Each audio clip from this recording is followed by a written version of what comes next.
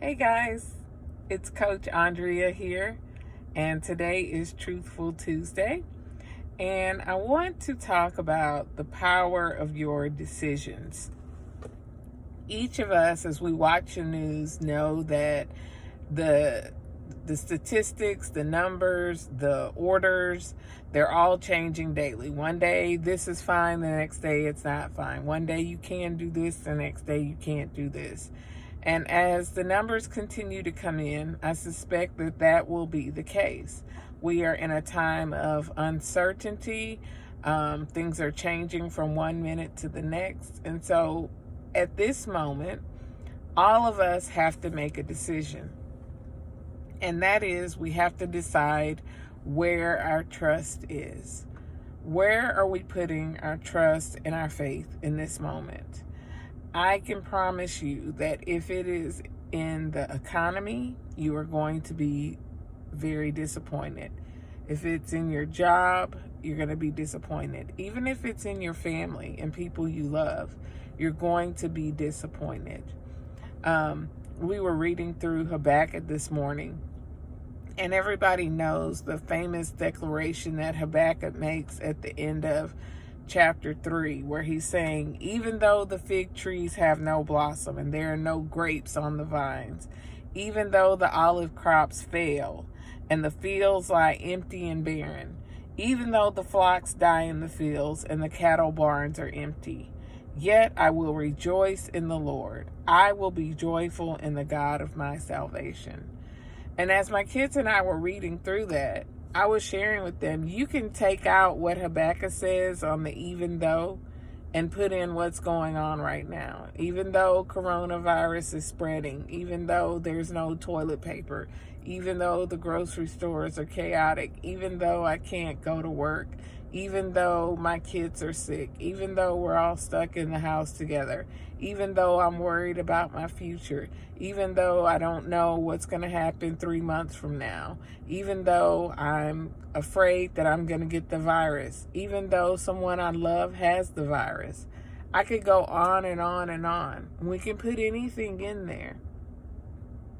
But he says, yet I will rejoice in the Lord. And that is the decision that each of us have to make. When you read the story of Shadrach, Meshach, and Abednego, they had already decided that they were not going to bow down to Nebuchadnezzar's statue. They didn't make that decision in the fire. They made that decision before they went in the fire. Daniel, when he was carried off to Babylon, it says he purposed in his heart that he was not going to eat the king's food. He didn't make that decision when he got to Babylon.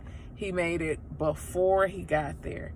David, all throughout the Psalm, says, he's being chased by his enemies. He's suffering all these hardships, and yet I will praise the Lord.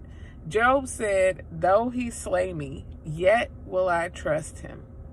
You've heard people say that when you give a sentence, like it doesn't matter if you put but in that sentence, it doesn't matter what you say before the but, because the but negates everything.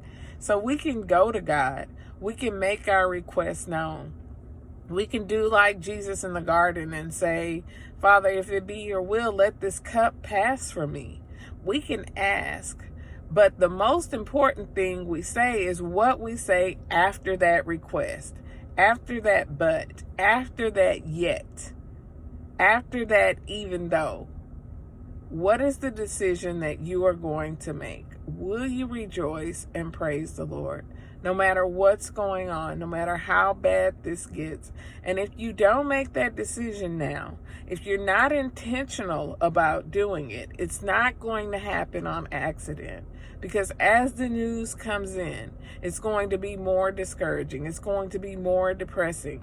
It's going to stir up more fear. That's what the media does, is they're going to stir up fear. And just even hearing the facts can stir up fear. But we know as people of faith that we don't live on facts. We live on truth. And so my challenge to each of you today, there are all these challenges going around. My challenge to you today is to make a decision right now, today, Will you rejoice and praise the Lord? Will you put your trust in Him? Will you look to Him for your hope and your salvation? Make that decision today. Make it right now, before anything else happens, before whatever it is that you're fearing may come upon you.